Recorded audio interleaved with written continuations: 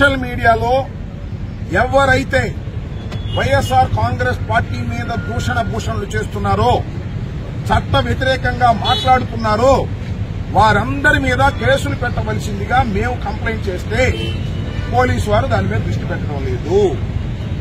అదే వైసీపీకి సోషల్ మీడియాకు సంబంధించి ఎవరైనా కంప్లైంట్ ఇస్తే చాలు, లేనిపోని సెక్షన్లన్నీ వేసి వారిని నెలల తరబడి జైల్లో పెట్టి భయపెట్టేటటువంటి కార్యక్రమం చేస్తున్నారు. దీనికి వ్యతిరేకంగా ఒక ఉద్యమ రూపంలో మేము ఇవాళ ఈ కార్యక్రమాన్ని చేపట్టామని మనం చేస్తున్నాం.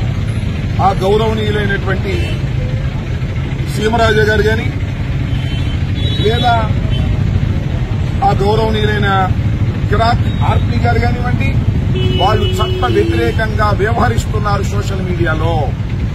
సీమరాజైనా, సింహరాజైనా, కిరాక్ ఆర్పి అయినా, కిరికిరి కృష్ణయ్య అయినా, ఎవరైనా చట్టం ముందు సమానమే అనేది నిరూపించే తాపత్రయంలో మేము ఉన్నామని మనం చెప్తున్నాం.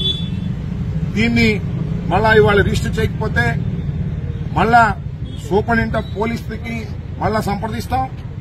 అవసరమైతే హైకోర్టుకు వెళ్తాం. హైకోర్టులో కూడా వారి మీద కేసులు రిజిస్టర్ చేసి చట్ట ప్రకారంగా వారిని అరెస్ట్ చేసేంత వరకు మా న్యాయ పోరాటం సాగుతుందని ఈ సందర్భంగా నేను చెప్పదలుచుకున్నాను. ఇప్పటికైనా పోలీసు వారికి మనవి చేస్తున్నాను, దీనిలో కంటెంట్ ఉంది. ఈ కంటెంట్ ప్రకారం మీరు రిజిస్టర్ చేయకోకుండా తప్పుకుంటే మిమ్మల్ని రిజిస్టర్ చేసే విధంగా న్యాయస్థానాలు ఆదేశిస్తాయి. గుర్తుపెట్టుకోండి. మీరు స్వతంత్రులు అనుకుంటున్నారేమో, చట్ట ప్రకారం పనిచేయవలసినటువంటి పోలీసు డిపార్ట్మెంట్ చట్ట ప్రకారం పనిచేయకోకుండా తెలుగుదేశం పార్టీ గుప్పెట్లో ఉండి తెలుగుదేశం పార్టీ వారు చెప్పిన కేసులు రిజిస్టర్ చేస్తున్నారు. మేమిచ్చినటువంటి చట్టబద్దమైన కేసులు రిజిస్టర్ చేయటం లేదు. దీని మీద సుదీర్ఘమైన పోరాటం మేము చేస్తామని కూడా ఈ సందర్భంగా నేను మనవి చేస్తూ, ఇప్పటికైనా వాస్తవాలు తెలుసుకుని కేసు రిజిస్టర్ చేసి వారిని లోపల వేసి చట్ట ప్రకారం శిక్షిస్తే కొంత మేరకు సోషల్ మీడియాలో ఉన్నటువంటి 5 ఇస్తే ఇప్పుడు రిజిస్టర్ చేయాలి.